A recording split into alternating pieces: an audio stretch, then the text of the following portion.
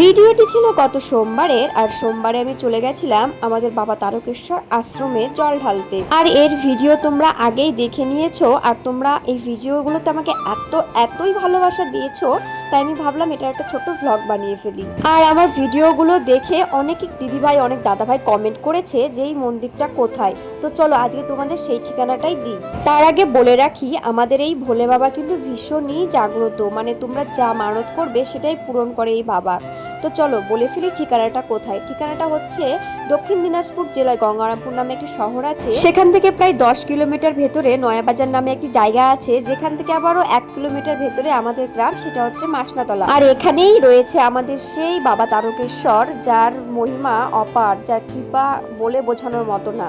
আমি চাইবো যে আমার আগের ভিডিওগুলোতে তোমরা যেমন ভালোবাসা দিয়েছো, এই ভিডিওতেও ঠিক সেই রকমই ভালোবাসা দিয়ে আমাকে ভরিয়ে তোলো। তো আজকের ভিডিওটি এই পর্যন্তই ছিল। তো যাওয়ার পথে আমি ভোলে বাবাকে টাটা দিয়ে দিলাম।